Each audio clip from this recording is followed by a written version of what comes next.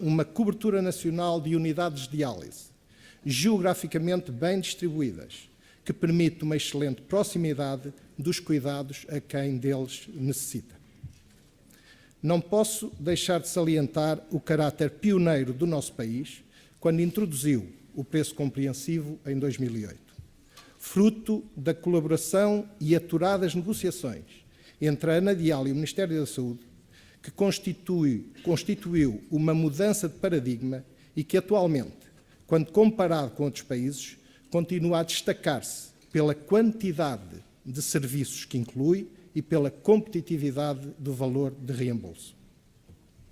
Cabe aqui uma palavra de especial apreço para com os profissionais de saúde, médicos e enfermeiros, que contribuíram para que a nefrologia e a diálise em Portugal sejam um caso de sucesso demonstrável na comparação dos excelentes outcomes que temos nesta área de cuidados com os de outros países com recursos e capacidades de financiamento iguais ou melhores do que os nossos.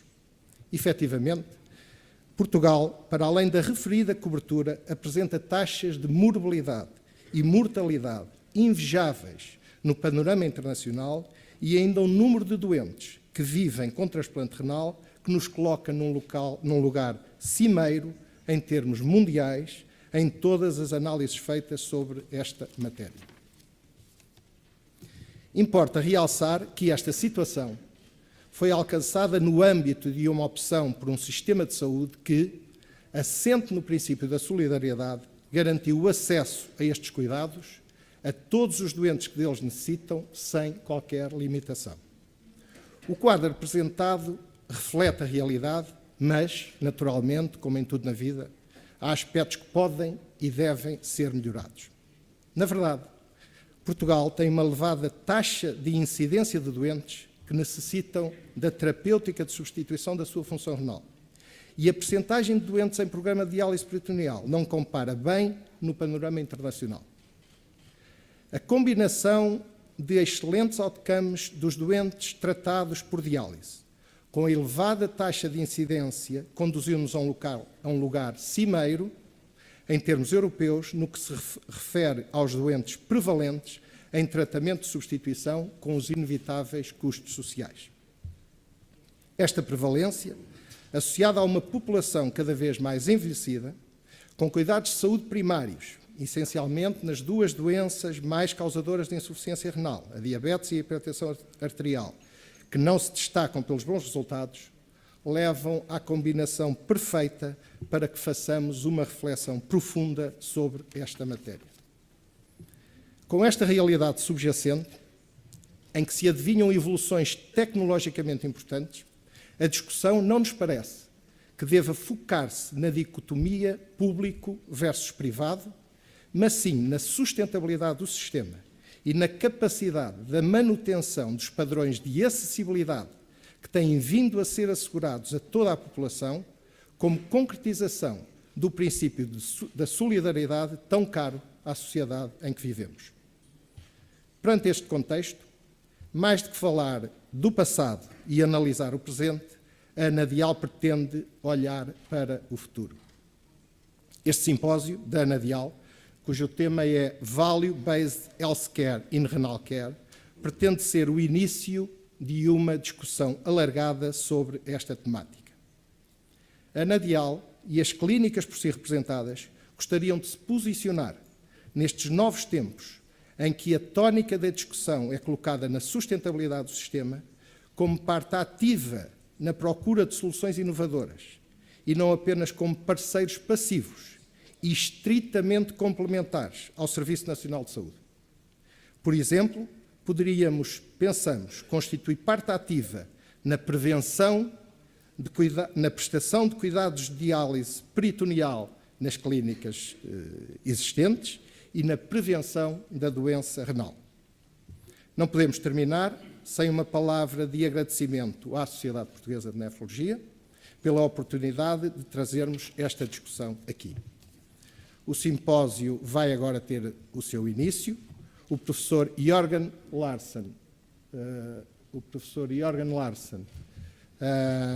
fará uma palestra sobre este tema, seguida de uma mesa redonda moderada pelo jornalista Paulo Ferreira, em que participarão a professora doutora Marta Temido, o professor Larsen, o doutor Pedro Ponce, o doutor César Silva, a quem aproveito para agradecer desde já a participação nesta discussão, que será feita em português, uma vez que ao professor Larsen será assegurada tradução simultânea. O simpósio será encerrado pelo excelentíssimo Sr. Dr. Paulo Morgado, Presidente do Conselho Diretivo da Administração Regional de Saúde do Algarve, em representação da Sra. Secretária de Estado da Saúde, Dra. Rosa Valente Matos. Dear Professor Larsen, on behalf of Anadial, I would like to welcome you to our country and to this symposium. We are honored that you have accepted our invitation and you are eager to listen to you on this topic and hope you enjoy this conference as much as we will. Thank you. Desejo a todos um excelente simpósio e um excelente encontro renal. Por último, uma palavra de agradecimento ao Expresso. Temos uma parceria com o Expresso neste simpósio que está a ser emitido nas redes digitais em direto. Muito obrigado.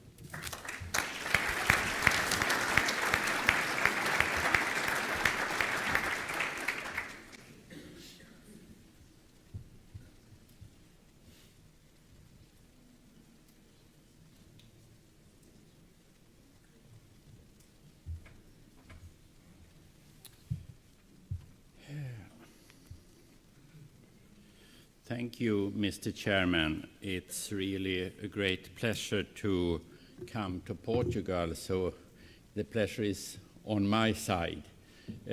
Coming to spring, these nice surroundings, this nice country and people brings joy in everyone's heart when you arrive here.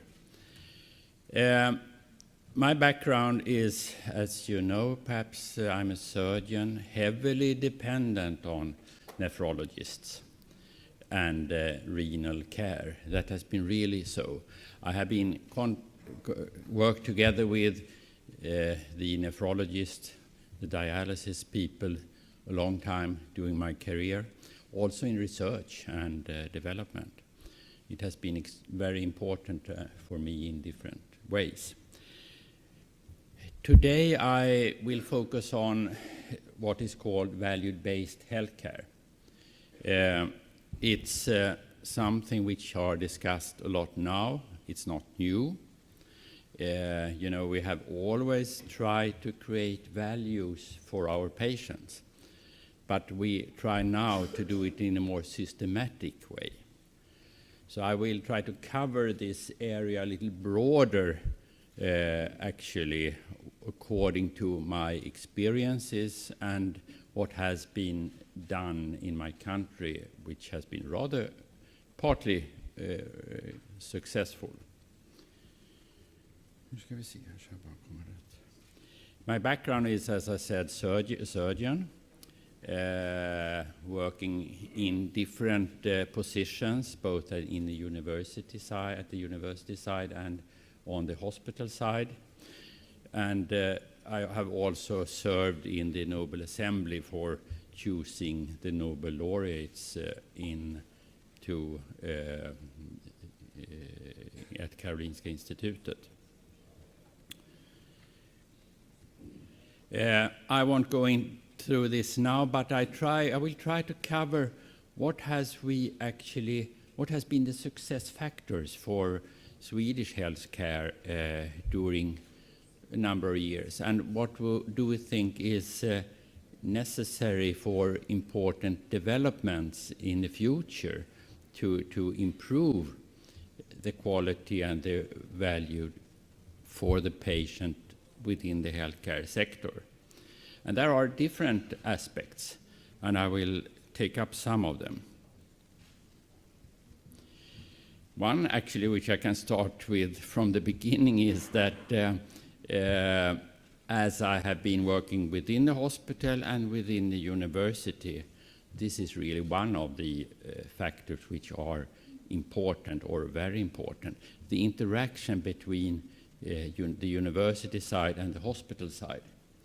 I think that is really crucial in many ways to transfer new knowledge into the clinic and that it's a fast process. So we have created an academical care system in Stockholm between Karolinska University Hospital and Karolinska Institutet. And when I met you, many of you, some of you who are sitting here today, you are also moving between the university side and the hospital, the healthcare hospital side, which I think is, if we can, everyone don't have to do it, but it could be very beneficial. If we're talking about values, I mean, you have to look at the core values of the healthcare system. And we have such values, you have such values in every country. But you have to look back to it sometimes, because as these are some of the values which are in the Swedish healthcare law, that you should assure the entire population a good health and care on equal terms, which is so important, I think. And also that you should prioritize health and medical care according to the patient's needs. Actually, it's very easy to forget it sometimes when things are going very fast forward, but you have to come back to these core values, which are actually extremely important for a stable and good development in the healthcare to create when you create values. Some just economical aspects. You know, as we know that healthcare takes a lot of resources I mean, I know that Portugal has around 9% of the GDP to healthcare. We are a little higher than this. It's around 10, little above 10. But we are countries which are rather alike in many ways. You have a little more, you have almost 11 million inhabitants, we have 10 million inhabitants. And we aim for, I think, these common values which I just mentioned. But we can see we have been able, what I think is interesting is that we have been able to level out the total expenditure on health. As you can see, it has been not a steady state, but it is a rather straight line. While other countries, and we want to compare it's easy to compare with the US, which are going up and up and not covering the whole population with healthcare. So this is something which, when you are benchmarking, could be of interest. So if you look upon the position of Sweden at the moment, it's always difficult with this ranking things. First, I will say that in this article presentation from the Lancet last year, Portugal was doing also well. So it's and these two first countries are very small countries, as you know. They are 50 and 300,000 inhabitants.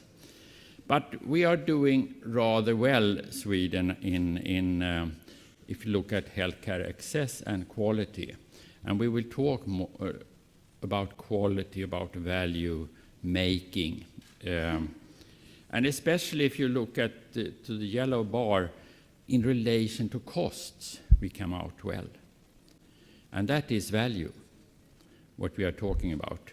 And this is OECD, EU, and WHO data. And that's what we are aiming for, to use the money we have for healthcare in a such way that we create a lot of value, quality for our patients. And I will come into a little what I think has been the most important factors for this. And they are, of course, important for the future too. We have also perhaps gone too far in some ways, because if you look upon the number of hospital beds in Sweden, they are too low. Germany has 8 per 1,000. We have in Stockholm under 2, actually 1.9. And there are always problems with hospital beds, which creates frustration in the healthcare system. We have got a few ICU beds too, but many physicians and many nurses in Sweden, relatively.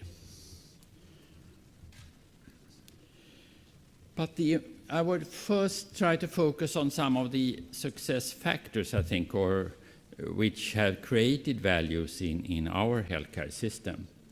And then you can look, I want to just point at quality registers, which I think is the most important thing. Our innovation achievements and the collaboration between different actors, private, public, between industry and academia to improve healthcare. And that we are, as a small country, you are a relatively small country, also have a very much ongoing international benchmarking. It has been so important. The registers have a historical background very much, because we have registered people very much, not like Facebook, but we can when you get a little worried. But there are registrations of people in newborn, marriages, deaths, and so on for 400 years in Sweden. The church was responsible, and the personal numbers were introduced very early, already in 1947, which has helped us a lot.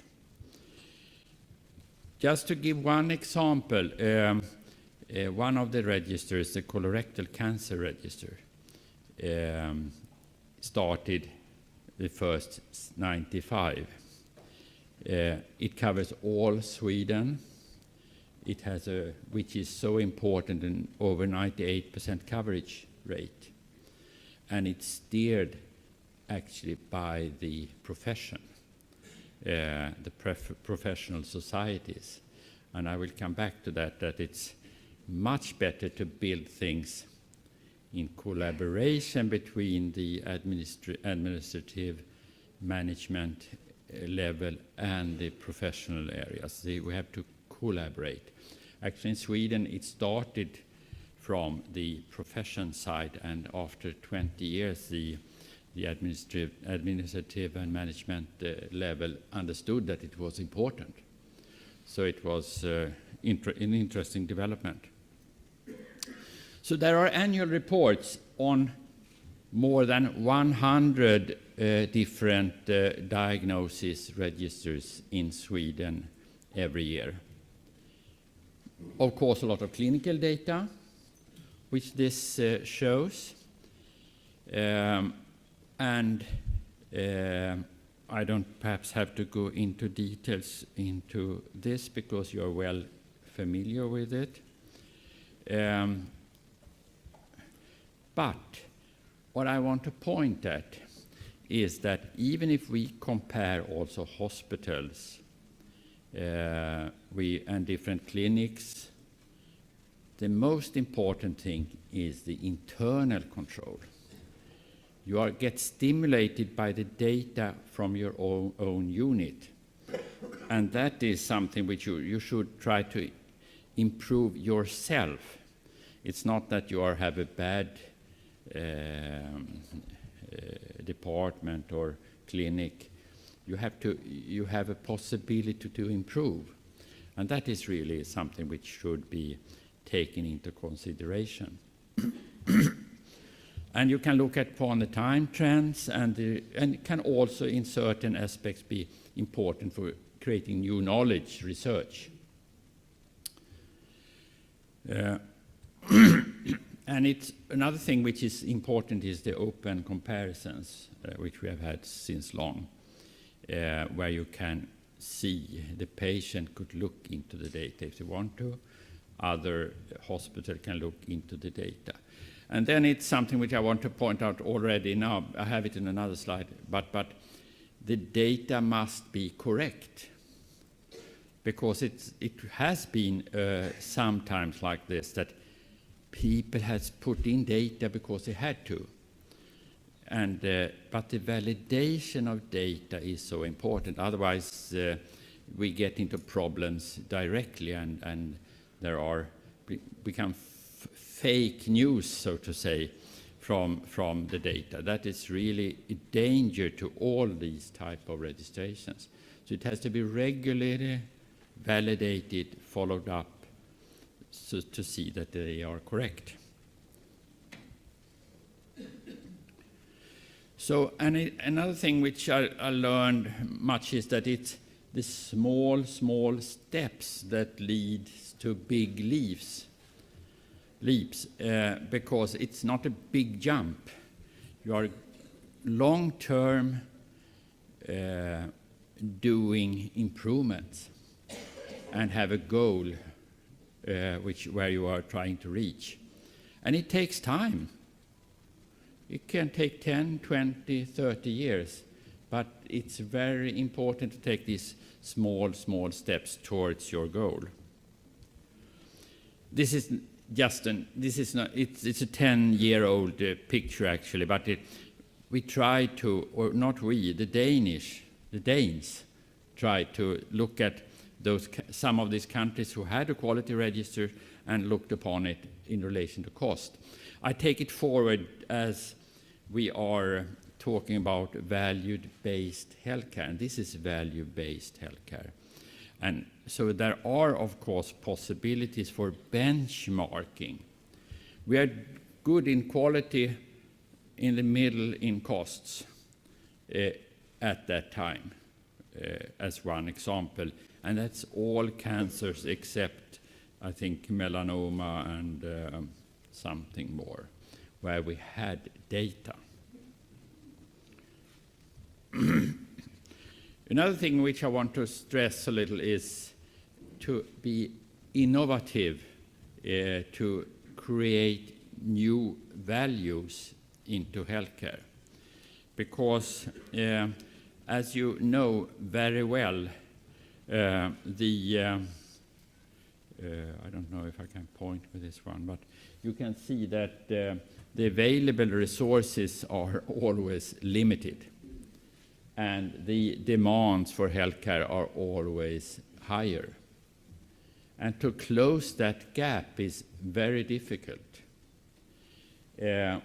One way of doing it is to take the results further through innovation to create new values with existing resources, with existing knowledge from research, and trying to do things better. And I believe strongly in this because it has to be in our minds all the time. We have some examples from the Swedish healthcare system where it has not only been important for us in Sweden, but it has been extremely important for the Swedish industry, medtech industry. For example, radio surgery, where Elekta has developed through this. It was an invention at the Karolinska University Hospital. The pacemaker, the implanter, came also from Karolinska University Hospital and Karolinska Institutet. And a new drug for ulcer disease developed in Gothenburg together with Astra Hässle, the companies. So these have been created also great values all of them have come from the healthcare system, which we should not forget. I mean, the initiation has come from the healthcare system. So that's why we have developed an innovation center at my hospital. It's located inside the hospital. working with the departments, with the clinics. And we try, and I was chairman for this department a couple of years, to match companies with relevant clinicians, researchers, and patients, and to drive innovation very in a very clear way. This is a too complicated slide, perhaps, but I want to say one thing, that we have been able to, as we can see, create innovation partnerships between healthcare, academia, and the companies, and started a long-term partnership to develop. For example, if we have got new med tech equipment to the hospital, a very modern equipment in radiotherapy, for example. We start a cooperation at that time. When it's delivered to our hospital, we start a collaboration together with the industry to develop the med tech equipment further into the future.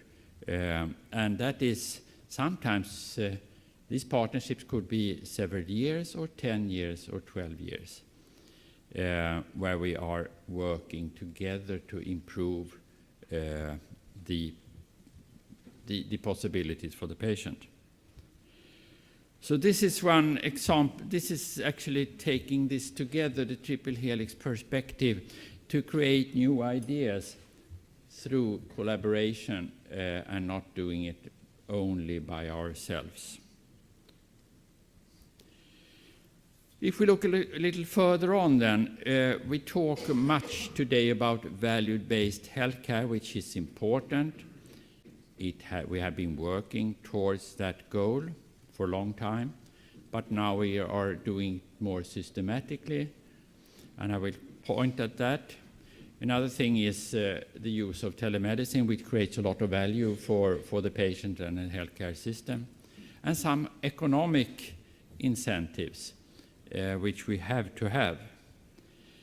Let's see here. Due to, of course, we have the demographic challenge, a lot of chronic diseases, and also, as we talked about, our core values to reach equal possibilities wherever you live in Portugal or Sweden. We are not there at the moment. This is just one slide related to CKD, which you are much better knowledgeable than I am, but we realize that it's the number of patients treated with the chronic diseases, they are increasing. It's not only CKDs, it's cancer disease and so on, diabetes and so on. That creates special challenges for the healthcare. And actually, the called value-based healthcare story, which you have heard about, we have had it for a long time, working with values for the patient, but Michael Porter 10 years ago launched this as in an article, Redefining Healthcare, Creating Value-Based Competition on Results. It's actually competition on different diagnoses on results. And the background was that you could see in the United States especially that the healthcare system was fragmented and very expensive, and it could not continue like this. And the model was then developed together with Boston Consulting Group and the Porters Group. Just a short comment on this. It's based on the patient's needs, which we always try to work according. It's more going from fee for service to value-based performance. You have to take forward standardized outcome measures. Benchmarking is important, and you have to have data which are available for our systems. So that is coming back again. Value-based healthcare is health outcome divided with assigned resources. We are working with this at the moment. We have built a new hospital at Karolinska University Hospital. We are trying to include also the thoughts from Porter and co-workers to develop our valued-based healthcare system. And perhaps the most important things are, as we are very proud of the Swedish quality registers, we look forward to see that we could benchmark the data between countries, because that has been really difficult today to compare between countries. It's also to include more internationally based health outcome measurements where we have been involved in the ICOM development. But it's also to change a little the healthcare system, going from departments, clinics to thematic care, which is a little controversial in Stockholm and Sweden at the moment. But there are pilots, or we are trying to develop that type of clinical activity. The ICOM is, the founders were, except the Institute for Strategy and Competitiveness, the BCG, and the Karolinska Institute at our university. And of course, it has a good mission to define global standards to set to set outcome measures which can be used by everyone. The patient is in the center. It's important, and it's nothing new. We have always tried to put the patient in the center as a good clinician, but we have to remind ourselves that we have to do it. But it's more like taking the patient into as a partner and as a resource, not a service, and that the patient themselves can report data into the systems. So if we see on 5 key factors for valued-based steering models types, of course, we try to have someone to coordinate in the middle the development. Clinical outcome measures through quality registers and so on are essential. We have to develop more clinical pathways so we can look at the patient from the beginning to recovery, from the primary care through the specialized treatment to university care perhaps and home again. And also to be able to calculate the costs and have the infrastructure and enablers to be able to use them in a proper way. So this is a steering model for quality. The mission is to create more value for the patient than we have been able to do so far. And I want to point out to take the professionals with you in that travel journey. Not that it's not coming only from the top. The management must support the development coming from the floor, so to say. and enthusiasm, because the power is actually, according to my opinion, coming mostly from the floor. If you can stimulate the professionals, it's fantastic, because then a lot happens. Yes, I will think that I pass this because I have a little lack of time, but the economic incentives are actually well integrated in this, because you often have a base compensation, because you have a department, you have some money. You have a production-related compensation, and you have a result-based compensation, and that is quality related. And that's what things we have been working with too. So we have a little difference here between the hospitals and the primary care. But what is common is that there are one part of the compensation model is quality related. That's a target related compensation. And that's increasing a little, and we use different quality parameters which must be fulfilled to get a full compensation to the hospital or the primary care level. So if we look upon the development generally on healthcare, we see that it goes from a more clear structure perhaps to more complexity and integration. There are risks with it. We can come back again to Facebook. But the big data business will be important. We have already that. I mean, the 100 Swedish, for example, quality registers has enormous amount of data. But they also have to be used in a proper way. The consumer, the patient, will be much more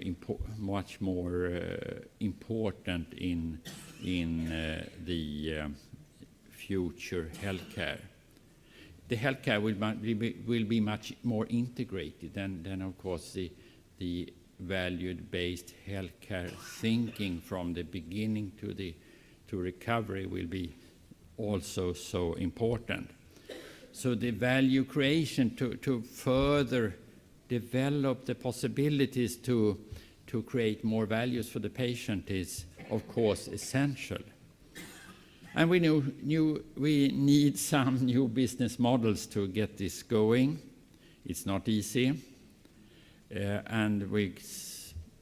but we are trying. And I think the most important thing is that we are trying and moving in that direction gradually with small, stable steps, creating values, not take a too big step because that could create backlashes. We have seen that in our hospital also. But this is something which is important today. It will be important tomorrow. It touches all specialities, and your specialty, of course, which are fastly developing in many ways. Thank you very much.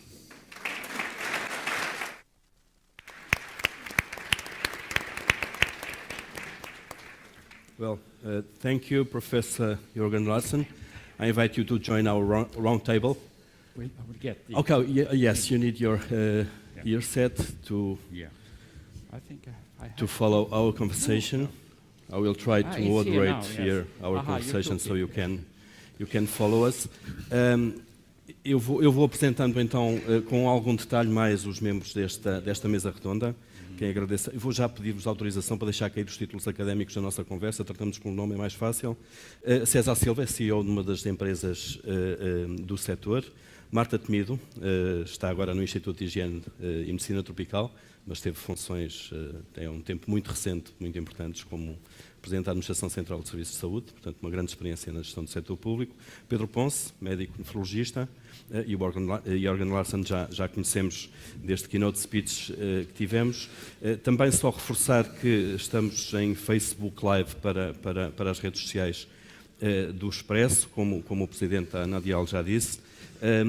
E eu, na condução desta conversa, que será mais uma conversa de propriamente entrevistas paralelas, eu ia dirigir um pouco a conversa para o futuro, muito nesta lógica de perceber como é que pode funcionar este value-based healthcare nesta área, mas para isso pedia só um ponto de situação. Como é que nós estamos, começando aqui pelo César Silva, como é que nós estamos de ponto de situação, como é que nós comparamos na prática de tratamento renal, de diálise, mais concretamente, nas práticas internacionais? Estamos bem? É uma área que temos muito a caminhar ainda?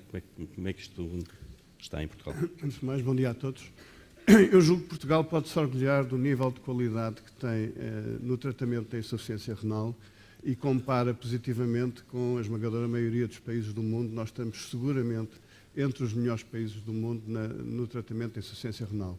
E comparamos em diversas vertentes, comparamos nos índices de mortalidade, de hospitalizações, que comparam favoravelmente relativamente a muitos outros países. Estamos bem relativamente ao modelo de tratamento que temos, à forma de pagamento desse modelo, que no fundo se aproxima um pouquinho do value-based healthcare.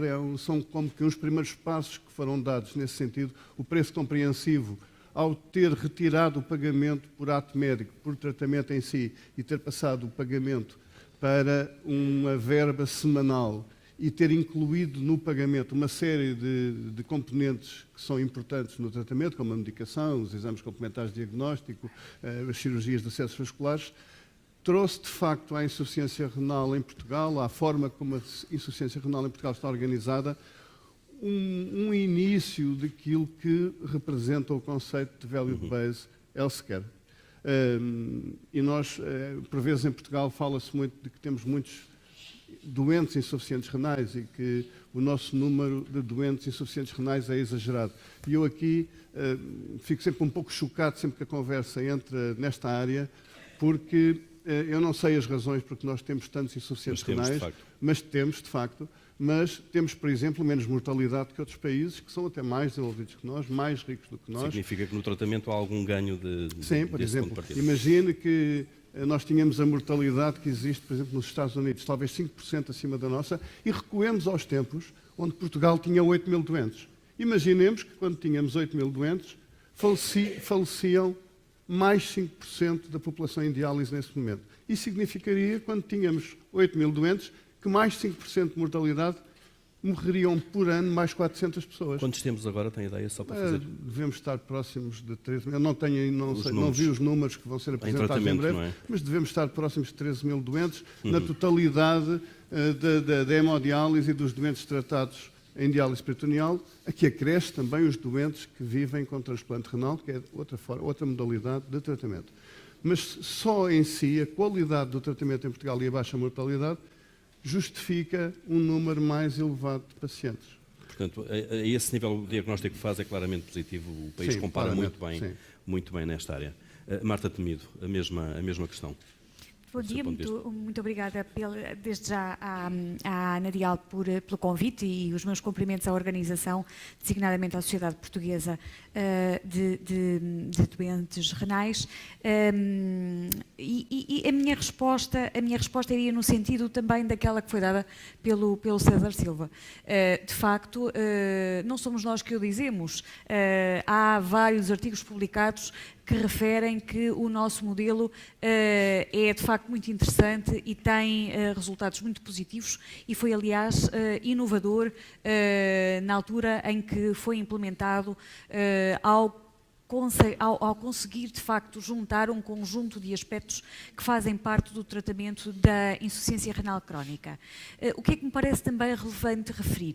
Aquilo onde estamos menos bem. De facto, numa lógica de futuro, os aspectos para os quais deveremos, provavelmente, mas estão aqui médicos que poderão eventualmente também abordar esse aspecto. A diálise peritoneal, um aspecto que permitirá dá ao doente ser tratado domiciliariamente, com maior comodidade, e na qual uma modalidade na qual nós não comparamos, parece que tão bem quanto desejaríamos com outros países. De facto, os aspectos que também já foram referidos, que foram referidos na intervenção do professor Larsen,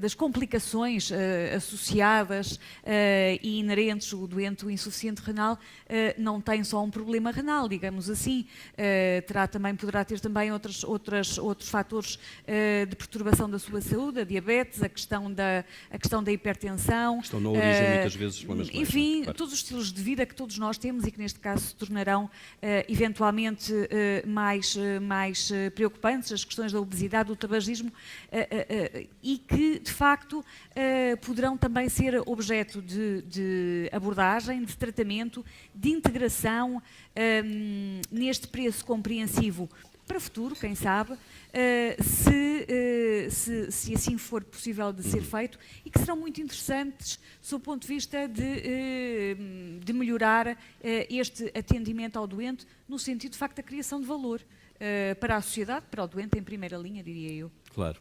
Já voltamos depois a desenvolver um pouco isso. Pedro Ponce, agora na visão de um especialista, um médico especialista.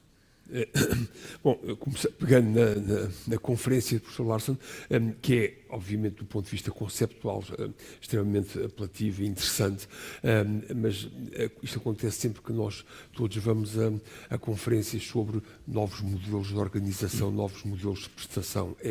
O modelo é fascinante, mas nunca foi usado, nunca foi aplicado. Ou quando foi aplicado não foi um sucesso estrondoso. Houve problemas na aplicação. Temos que perceber o que é que se passa para isto poder passar à realidade. Não deixem de ir às 3h30 da tarde hoje à reunião, ao simpósio satélite, onde eu direi o que é que eu penso, onde é que nós estamos e o que é que nos falta para cumprir este paradigma. O paradigma, de novo, é conceptualmente muito atraente e muito interessante, mas tem que ser provado. E todos nós que tivemos experiências em implementar novos processos, novas maneiras, estamos a falar agora do preço compreensivo, percebemos que nos detalhes, que fomos progredindo desde 2008, muitas vezes o conceito era extremamente interessante, mas quando quisemos aplicar e validar na prática, tivemos que o mudar, tivemos que ser menos ambiciosos, tivemos que recuar na sofisticação intelectual para passar àquilo que podia ser aplicado na prática e que dava resultados. E eu penso que essa é uma das bases. É um processo relativamente comum, digo eu. Peço desculpa. Esse é um não, com certeza, mas é só para dizer, portanto, passamos um pouco da prototipagem até o temos que ter final. muito cuidado de não cair sempre no fascínio dos modelos, mas saber o que é que mostrou já resultados ou não, e infelizmente, por muito atraente que seja, é um bocadinho decepcionante os poucos resultados que já estão publicados na literatura. Tendo dito isto, se nós estamos, como já disse o Dr. César Silva, nós estamos no caminho, o nosso modelo aproxima-se e tem pontos de ligação com este novo movimento, mas há coisas muito complexas, no qual estamos muito longe. Como o professor Larsen mostrou, isto é um quociente, uma fórmula simples. Outcomes, custo para obter os outcomes. Dos custos não sabemos nada. Okay? Não sabemos nada para obter aqueles outcomes. Mas, na realidade, aquilo que eu penso em relação à nefrologia e à insuficiência renal crónica é que este é provavelmente o modelo mais apetitoso para poder testar este modelo. Porquê? Porque os doentes... É uma doença crónica. Na doença crónica, os custos neste paradigma do Value-Based Healthcare, os custos são ao ano, em vez de ser ao episódio de doença. Vocês percebem que isto, em termos de medicina hospitalar, é um inferno, é um pesadelo, porque a gente não é do doente ter admitido até o doente ter tido alta. É até o doente estar reabilitado, é até o doente ter resolvido toda a iatrogenia que sofreu durante o internamento, é até o doente ter resolvido problemas como ter sido despedido porque esteve tempo a mais internado e não tinha um contrato de trabalho e por aí fora. É isto o custo do episódio. Connosco não. Temos uma doença renal crónica, controlamos os nossos doentes, estão connosco, não vão a parte nenhuma e ao ano é calculado o custo, por um lado. Por outro lado, temos os outcomes. Nós temos estado a trabalhar com outcomes interessantes, outcomes de processo. o paradigma é completamente diferente aqui. Temos que rodar para os chamados Patient Reported Outcomes, que foram também muito mencionados aqui na conferência do professor Larson. E nós estamos a fazer algum progresso, mas muito tímido ainda, nos chamados Patient Reported Outcomes. Não é, na minha ideia, uma boa ideia abandonar os outcomes de processo, que foi aquilo que consolidou de alguma maneira a qualidade que obtivemos até agora. Mas temos um grande caminho para percorrer. Mas quando tivermos despachado o numerador, que foi do que estivemos a falar até agora e nada mais, temos que dar custos a cada um destes outcomes. E isso penso que é o trabalho todo por começar. Portanto, sim, mas há uma história nós também, temos um modelo, sim, nós estamos no caminho, é preciso termos todos consciência do que é que nos falta percorrer e começar a percorrer. Professor Larson, can you comment on that, please? The path that we have to walk. Yes, I will try to. It's you have one thing which I did not talk so much about. I mean, we are talking about how we could keep up and create new quality. I understood that the quality of the Portuguese nephrology and dialysis is very good when you benchmark. What we see a real challenge today, as I just mentioned a little, is that we are moving from taking care of the patients in the hospital towards the home, the patient's home. That's why we are pressing down the number of beds in the hospitals to a very low level. I think that's one of the reasons. And I know that within your profession, you are also going and transferring and creating new possibilities to treat the patients at home. Partly. The other thing is that we are moving towards to have the university hospital or the hospital as a expert center, so to say, where you can connect from outside. Our nephrologists, for example, neurologists have an open access every week. You have it too, where people, other physicians and so on could connect to that meeting and have a discussion about patients. And that's very effective, I think. We can actually discuss 3 times more patients per time unit in that way. And we have a lack of neurologists, nephrologists out in the country, but they have a possibility to every week connect, not the same every week, but so there are many aspects. I just wanted to put give some aspects on that because I jumped over that type of. Yes. So what I mean is that healthcare is changing very fast, and diseases are changing because we can handle things, very complicated matters outside the hospital. For example, titration of new medicine to Parkinson's disease. We had one project just recently. They were treated in the hospital for 2 weeks 2 years ago. Now they are not in the hospital at all. Everything is done at home. Yes, it's changing. So that's a big change going on. Thank you. Now I will change again to Portuguese. Pegando pouco naquilo que foi dito nesta primeira ronda de intervenções, e com o contexto que nós conhecemos, o Serviço Nacional de Saúde está numa pressão enorme e vai estar mais ainda, porque as mudanças demográficas a isso levam, portanto é por boas razões, se quisermos. Fala-se muito no debate público na reforma da Segurança Social, mas a do Serviço Nacional de Saúde, com os impactos demográficos, não sei se será ainda mais difícil, porque não é só puramente financeira.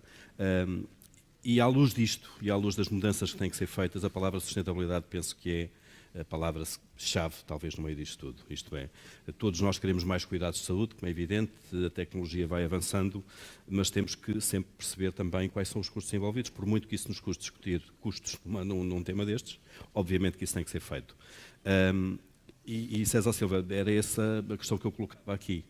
Como é que nós vamos gerir no futuro tudo isto? Isto é, olhando obviamente também para questões de eficiência do serviço. Essa é de facto a questão, o $1 million question, como se costuma dizer. Nós estávamos aqui, não é? Nós estávamos aqui. O conceito de value-based healthcare é um conceito que apela a uma completa mudança de paradigma na forma como a saúde é dirigida. A saúde, hoje em dia, ainda hoje em dia, e mesmo a diálise, que tem alguns inícios de value-based healthcare, mas muito incipientes e muito tímidos, e que resultaram mais do acaso do que propriamente de uma decisão consciente, o conceito de value-based healthcare apela, de facto, ao valor para o paciente. O valor para o paciente que será medido pelos medical outcomes versus os custos para os tratamentos. E os doentes querem ser curados, ou se são doentes crónicos que não podem ser curados, querem viver menos doentes e com mais qualidade de vida.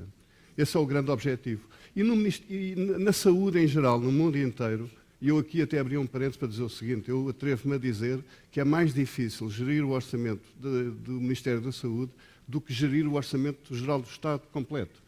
Porque há uma grande pressão na saúde, relativamente a população vai envelhecendo, necessita cada vez de mais cuidados, há inovação tecnológica, há pressão das empresas para venderem novos equipamentos, novos medicamentos. E tem uma procura que é incontrolável. E uma procura que é incontrolável.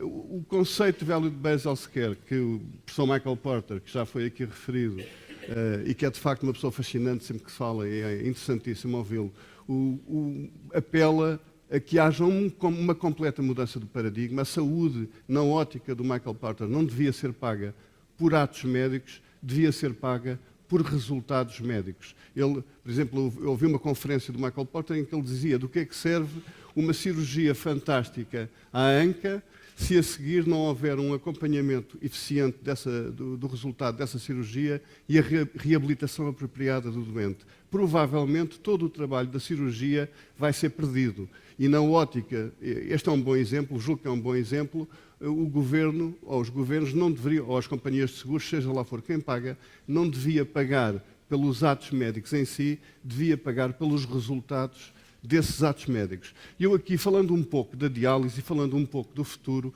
eu acho que se nós começássemos a pensar naquilo que é o valor para o doente no tratamento da insuficiência renal, falaríamos menos de se há mais hemodiálise, se há menos diálise peritoneal, se devia haver mais peritoneal, porque essa discussão a mim não me interessa rigorosamente quase nada.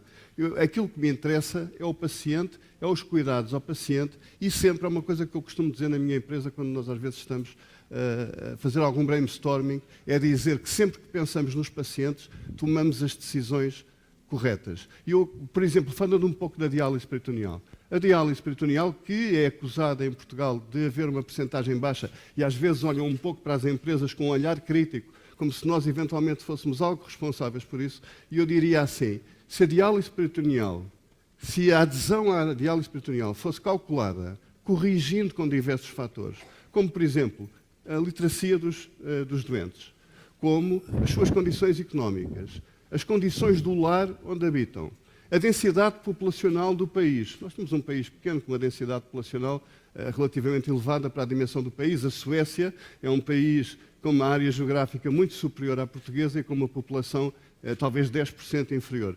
Se nós corrigíssemos as condições climatéricas, não nos podemos comparar a uma Finlândia que se calhar por largos períodos durante o inverno as pessoas não conseguem sair de casa com os nevões e têm que ser tratados em casa. Portanto, se nós corrigíssemos a adesão em Portugal a estes fatores que influenciam a adesão, provavelmente chegávamos à conclusão que, afinal, a diálise peritoneal em Portugal até tem uma taxa de adesão relativamente elevada, especialmente se tivermos em conta, de facto, a literacia, se tivermos em conta as condições económicas das pessoas e as condições dos seus lares. Mas agora, voltando atrás e voltando ao conceito de value-based healthcare. E para passarmos a palavra. Sim, o futuro, eu penso que tem que passar por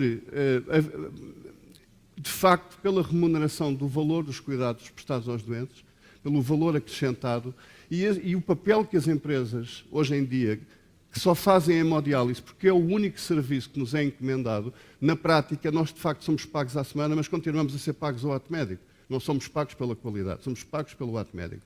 No futuro, o papel das nossas empresas, o papel do setor privado no tratamento da insuficiência renal, pode de facto passar pelo tratamento holístico dos doentes, tendo em conta, sim, os resultados que se pretendem atingir, independentemente de tratarmos os doentes com hemodiálise, com diálise peritoneal ou mesmo com transplante.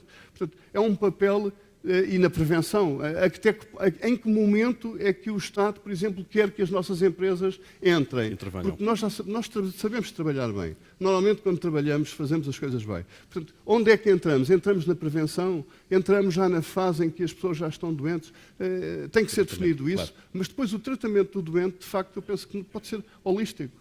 Nós deveríamos poder tratar os doentes em toda a sua extensão, decidir o melhor tratamento para o doente, para lhe trazer valor, ao doente. Isso é qualidade de vida e de saúde. Da qualidade de vida. Marta Temido. Já foram ditas aqui muitas coisas que me suscitariam comentários. Não sei se vou ser muito organizada neste uso da palavra, mas há várias coisas que me parecem relevantes. Por um lado, esta questão do Value-Based Healthcare, na sua origem, tem muito uma raiz americana, ou seja, num sistema de saúde muito diferente do nosso. Há bocado o Dr. Pedro Ponce dizia que há aqui, nos hospitais, ou por outra, noutros locais de tratamento, noutras patologias, é muito difícil fazer este cut em relação àquilo que cada um tem que fazer.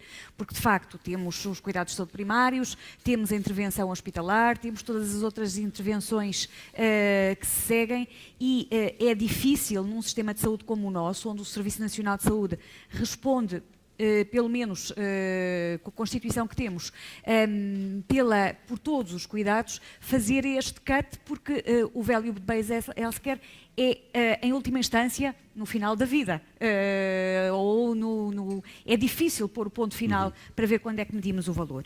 E, de facto, isso leva a que, de uma certa perspectiva, nós nos sintamos fascinados por este tipo de modelos, mas depois tenhamos especiais dificuldades em aplicá-lo.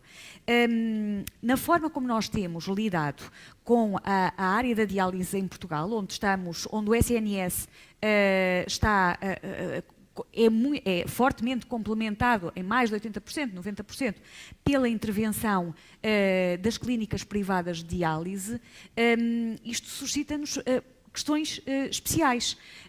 Nós, até agora, temos entregue a essas clínicas, como dizia agora o Dr. César, o tratamento, digamos assim, uma fatia. Mas será que o preço compreensivo, que é a aproximação possível que nós temos no nosso país, não quer dizer que não possamos ambicionar a outras, ao tal Value-Based Healthcare, embora que ainda seja uma aproximação muito tímida, estamos de acordo em relação a isso, poderão integrar outros aspectos, a parte lá está, da decisão, da prevenção, da decisão sobre o momento de entrada em tratamento, o apelo aos estilos de vida saudáveis para quem está nos estadios mais precoces da doença, relativamente depois à questão da entrada em tratamento, esta questão que estava a colocar de que o que interessa efetivamente não é o modelo, mas sim aquilo que é valorizado pelo sistema e pelo doente, são tudo questões que nos levariam a uma discussão, provavelmente a uma necessidade de uma discussão mais longa. Mas tem uma resposta para isso já ou não? Ou é um assunto que acha que deve ser estudado? Discussão. Eu diria que é necessário discutirmos mais, mas à partida, se defendemos uma lógica de integração de cuidados e se nesta área temos, por razões históricas, que não se poderão, eu diria que não se deverão inverter precipitadamente esta articulação interessante com o setor convencionado, então eu diria que o melhor caminho nesta área, mais uma vez que tem condições muito particulares, é chamar mais cuidados para este modelo, porque acredito que isso sirva melhor aquilo que nos deve preocupar em última instância, que é o doente. Claro. Mas há aqui um aspecto que foi referido e que me parece muito importante e que é crítico, não é simpático para nós, mas de facto nós sabemos pouco ou não sabemos nada sobre os custos em que incorremos. E isso é verdade nesta área e é mais verdade ainda noutras áreas. De facto, o Dr. Pedro Ponce disse isso, eu tenho muita pena que assim seja, mas sabemos que é assim. Concretamente na área da diálise foram feitos modelos de custeio da atividade quando foi feita a definição do preço compreensivo, mas não temos tido capacidade de os atualizar. E, portanto, os custos mudam muito. E o que é assim na área da diálise é ainda mais reforçadamente noutras áreas do nosso sistema de saúde, e isso é muito preocupante relativamente à forma como formamos preços. E é algo que eu acredito que a melhor forma de enfrentar um problema seja começar por o identificar, o apontar claramente e depois encontrarmos soluções que nos devem mover a todos para o resolver. E, portanto, se nós não tivermos esta percepção, como é que se formam os preços? Onde é que estamos a ir buscar custos? O que é que estamos a registar? Estamos a registar, de facto, tudo o que devemos, mais do que isso. Estamos a olhar para os dados que tem a plataforma de gestão integrada da doença renal e a tirar de lá a informação que ela já nos dá, ou não estamos? Temos lá a informação, mas não ou não analisamos, estamos. Claro. Portanto, de facto, seriam estas questões. Terminando, para não roubar muito mais tempo, com um aspecto também que me parece muito importante da intervenção do professor Larsen. Nós, para avançarmos neste sentido, temos que modificar muita coisa. Muita coisa.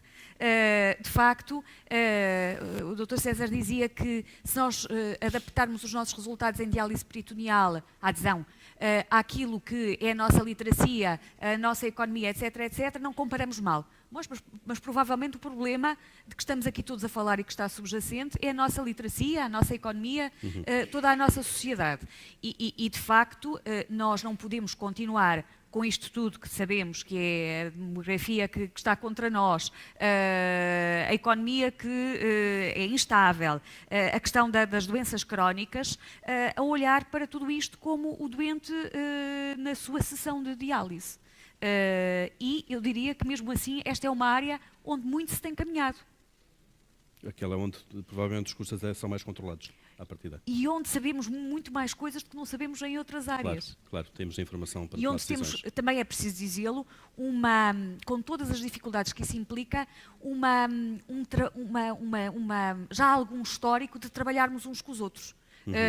Associações, sociedade, doentes, com as nossas questões, com os nossos amuros, com as nossas lutas, com as nossas divergências. Mas, de facto, há um histórico de nos sentarmos a uma mesa e de discutirmos. Isso é um ponto muito importante para avançar, penso eu. Pedro Ponce, faz sentido, pegando agora provavelmente uma visão mais clínica, faz sentido, de facto, intervir mais cedo na prevenção, isto é, chamando atores, neste caso, atores dos centros de diálise para esta parte do processo?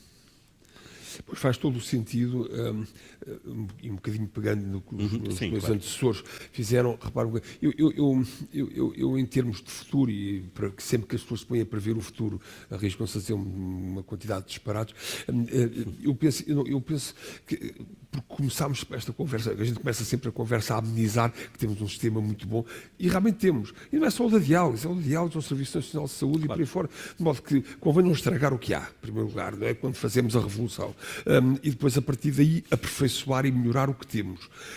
E neste sentido, há algumas coisas que podem ser aperfeiçoadas. Obviamente que isto tem que ser sustentável, os custos têm que ter um teto. Nós temos que conseguir gerir dentro desse teto e maximizar aquilo que podemos oferecer como prestadores dentro desse teto. A professora Marta me disse uma coisa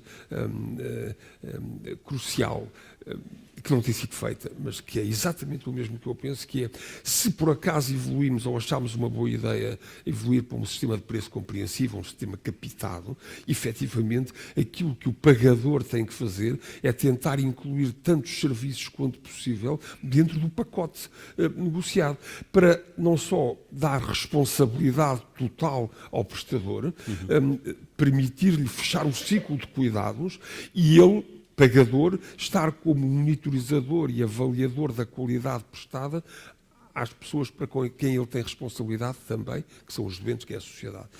Isso não tem sido feito assim. Tem havido medo, tem havido fragmentação e, na realidade, se queremos tornar o sistema sustentado, não só incluiremos o maior número de serviços úteis para estes doentes, e é isso que vai no sentido do value-based healthcare, dentro deste pacote que um determinado prestador tem que fornecer a uma determinada doença, mas como também eu, pagador, seria extremamente rigoroso e inovador, aí sim, na maneira como avaliava a qualidade, naquilo que eu definia que eram os indicadores de qualidade para mim, pagador, para a sociedade e para os doentes em última base, e é essa a aproximação ao value-based healthcare, porque aquilo que o Michael Porter diz, o que é muito interessante, é que maximizando o valor para os doentes, havíamos de estar a maximizar o valor para todos os stakeholders. Claro. E isto é uma coisa muito importante, é alinhar os valores, começando que isto é o mais valioso para os doentes, mas também tem que ser o mais valioso para nós todos. E é nessa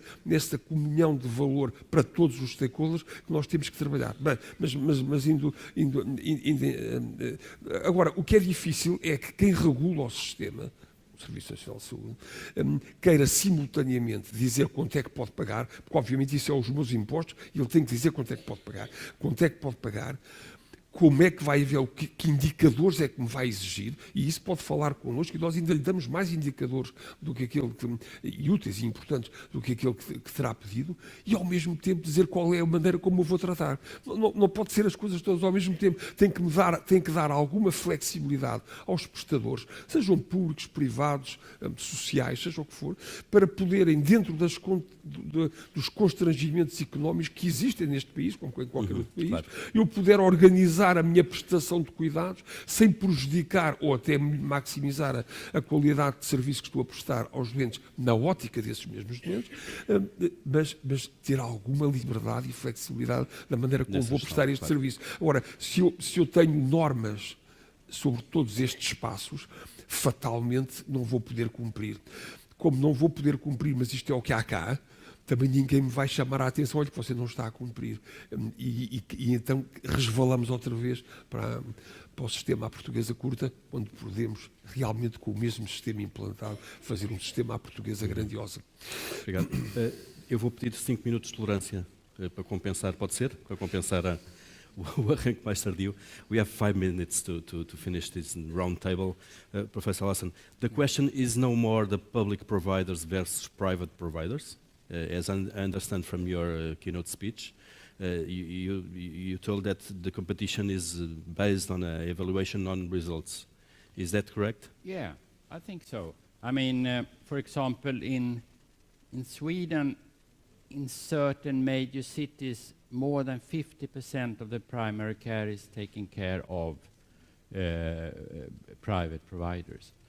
Also in dialysis, we see an increasing amount of private providers. And the general concept is that we should focus on the delivery irrespective of public or private.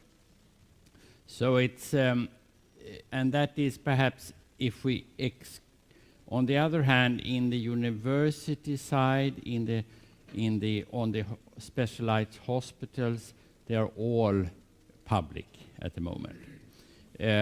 But if we talk, there are of course politics in this. But yes.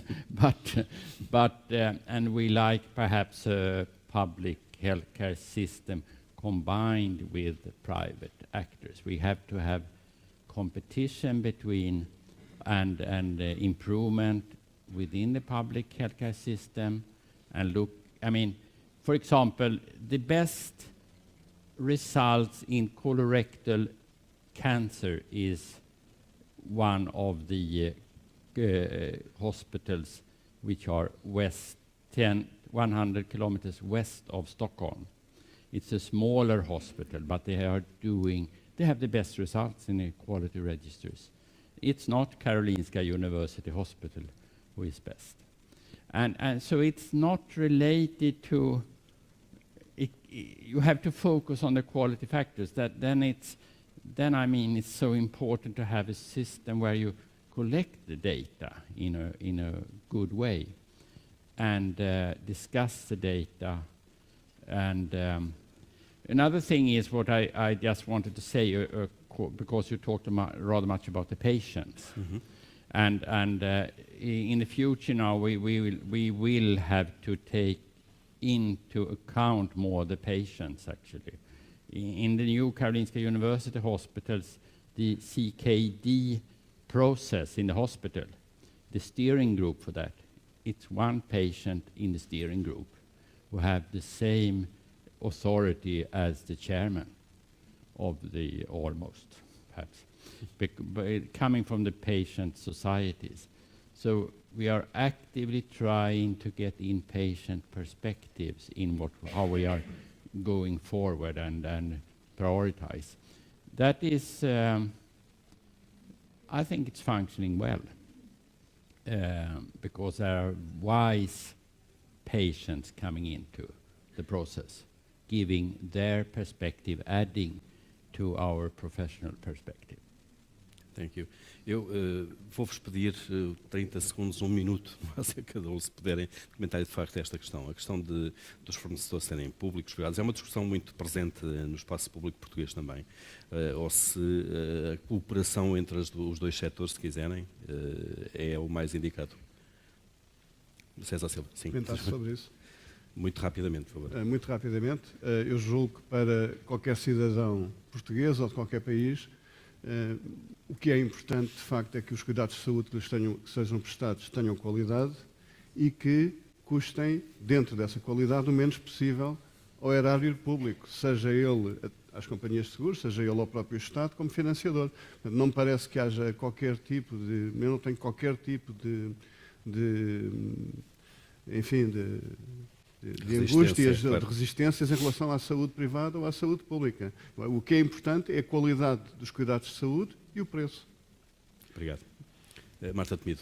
Também não tem qualquer tipo de angústias. A opção está tomada constitucionalmente. O nosso sistema é misto. Não é nem público nem privado. É um sistema assente num Serviço Nacional de Saúde que, quando adequado, utiliza complementarmente o setor privado.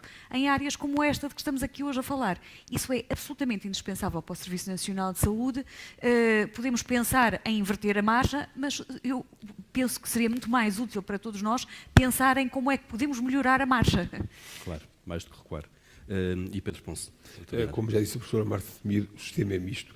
Aqui a parte importante é que uma das partes não seja um concorrente leal, não muda as regras em todos os momentos do jogo e que com isso consiga que o sistema misto seja uma mais-valia para toda a gente, para a sociedade, e não seja uma concorrência não muito leal e que seja, portanto, menos bem aproveitada por toda a sociedade.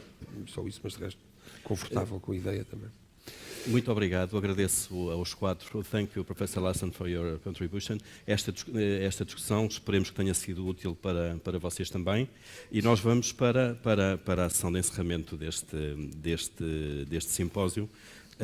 E temos connosco o Dr. Paulo Morgado, que é o Presidente da Administração Regional de Saúde do Algarve, foi em representação da Sra. Secretária de Estado da Saúde. Muito obrigado.